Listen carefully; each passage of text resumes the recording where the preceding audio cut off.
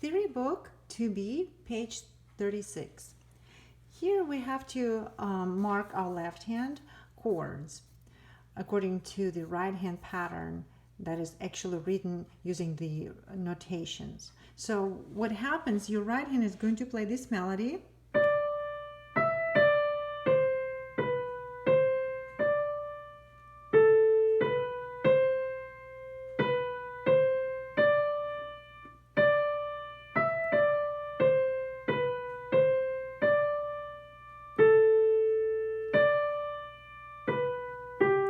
So you can guess now what the tune this is.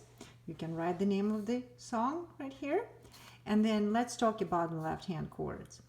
As you remember from previous books, from previous tasks in your theory books, usually there are two patterns usually we're using right now.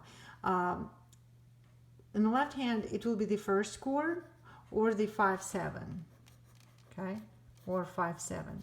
So what is the first chord or 1?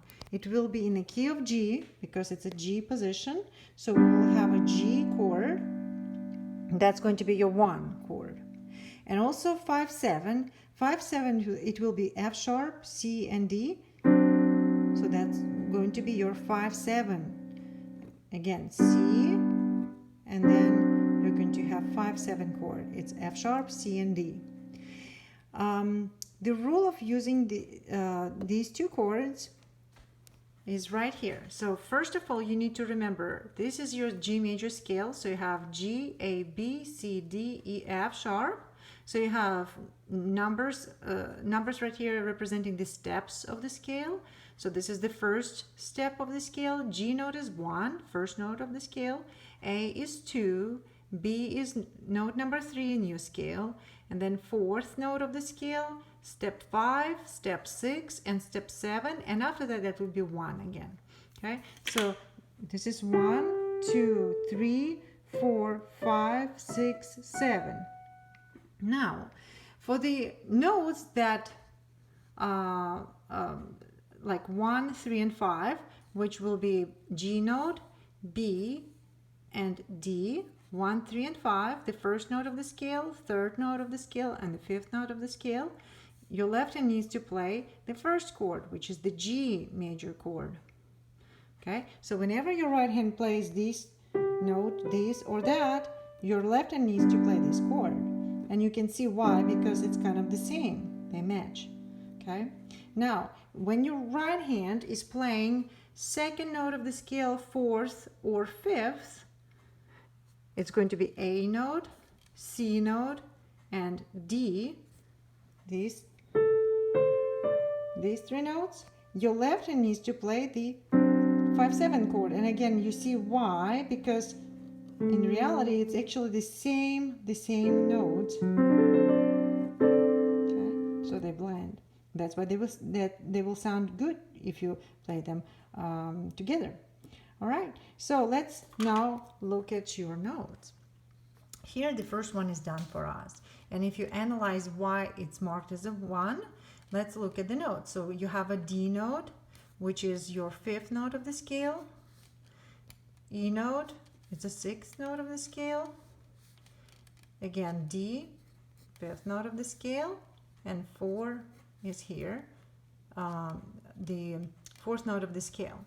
Now let's look at the pattern. We have 2 times we have 5 in here, and only 1 time we have 4. So here it could be a little bit tricky to guess, because you do have like half and half. You have 2 5s, then you have 6, which is not part of this rule. So I'm glad they kind of marked it with the first right here. And it does sound good if you play it together. Okay. Sounds a little bit sharp at the end, like harsh at the end, because it's not part of this chord. But let's look at the next measure. It's going to be a little bit easier maybe. So you have B. B is the 3rd note of the scale. Let's just mark the steps of the scale. This is our 3rd note of the scale. C is the 4th. And D is number 5. So these are your steps of the scale. It's not your fingerings. So, and let's look at the rule. The rule says when you say 3, 4, 5, so it's kind of these two fingers, and then you have one on the 1/4. So the majority of the notes kind of fits the first pattern. The first pattern, it means the 1. Okay, so we'll mark it as a 1. Let's go on. So we have A, B, C. So A is the second note of the scale, B is the third, and C is the fourth. Again, 2, 3, 4. It fits better into the second pattern. You have 2 and 4. Okay, the majority of the notes come from the second pattern. So 5, 7 probably will work here better. Okay, and let's look one more. We have B, C, D. B is the third note of the scale, C is the fourth, and D is the fifth. 3, 4, 5. And again, it fits better to the first pattern with a 1 chord because the majority of these notes kind of come from the first pattern. So we're going to mark the first chord. So we have 1, 1, 5, 7, 1. Let's now try it. 1, 1, 5, 7, 1. And if I join with the right hand,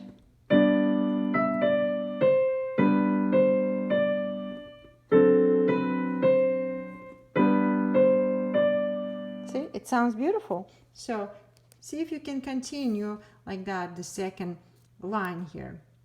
A lot of notes will be the same, so you can kind of use already that knowledge that you learned in the first line.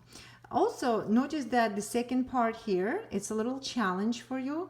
See if you can play these chords, the left-hand chords, in a broken version. So you play the bottom note first, and then the two notes together, the middle note and the top note.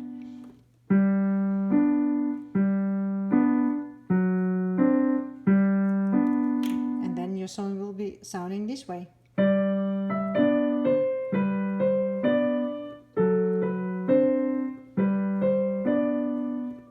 So it's a little challenge.